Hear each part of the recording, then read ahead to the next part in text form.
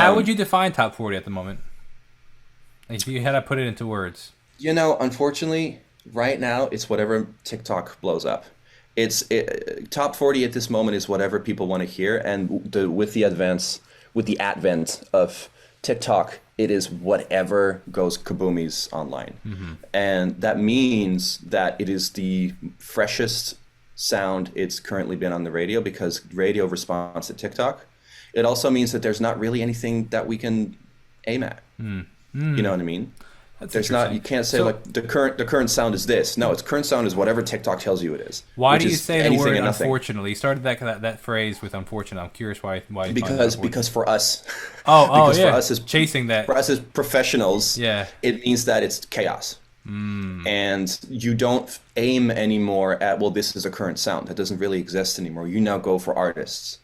TikTok responds to artists and entertainers, and sometimes a song, sometimes a random sound within a song, sometimes like the bridge in a song can blow up on TikTok, and now that whole thing is on the radio. But you can't say, well, I write modern, quote unquote, modern music, therefore that is X, Y, and Z at the moment. 5 years later, it might be different again. Yeah, yeah. TikTok has turned everything upside down by way of, I don't know what's current anymore. The only thing I do know what's current is artists that are cool.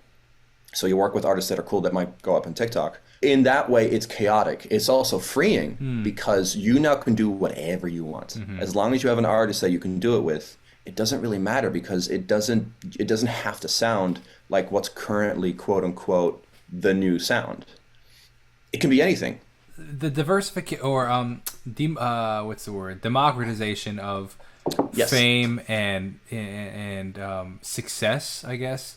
Has been really interesting to watch, and I filmed the Yeah. video. At this point, it had to be 5 years old, 6 years old at this point, and I was talking about it, the democratization of fame and success, and how but it's interesting to see how even further it's becoming. Where you go 500 years ago or 1,000 years ago, right, to England at the monarchy, right? You had some really really famous people and some really rich people, and then you had everybody else is poor, right? Yeah.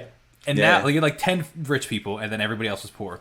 Now it's as time has gone, especially with the creation of social media and TikTok and all this stuff, right?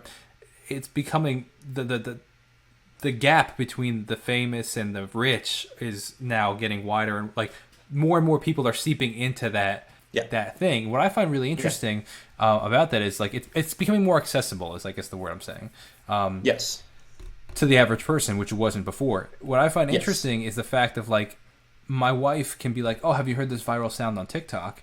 And I'm like, "No, have you? But have you heard this viral sound?" And it's interesting to be Right. these songs both have now 10 million streams on Spotify, and I've never heard of this one, and she's never heard of Right. this one, but they're Right. Yeah, yeah. still both famous.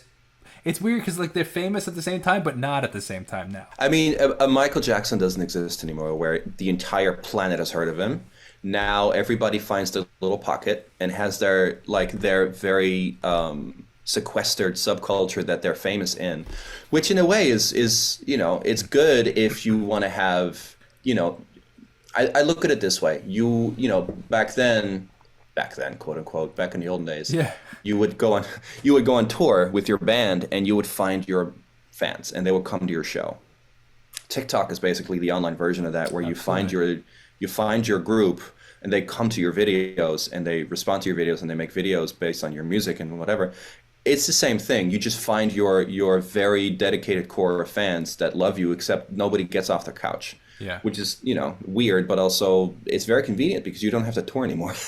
Eventually, yes, but I'm seeing it happen right now with my buddy Eric, who I produce with and who's my very close friends, and we have a project called Sex on the Beach. And literally, the life that we would lead, which is get in the tour bus and perform for a small amount of people next to a larger amount of people next to a huge amount of people, you're literally watching it grow from video to video, and it's the exact same trajectory.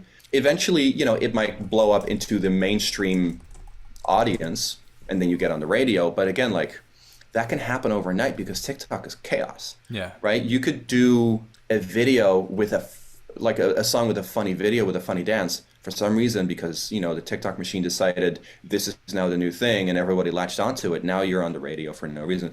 I think not for no reason, but for the reason that TikTok has decided to upstream it in a way. I think what happens is people respond to great entertainment, and that could mean many things. That can have many faces, but usually it means a good song with an interesting sound, with a great performer that's part of it. Whether it's like someone with an interesting story, or someone with an interesting face, or someone with a great voice. I think recently now you have to be interesting more than the hottest guy or girl in the room. You know what I mean?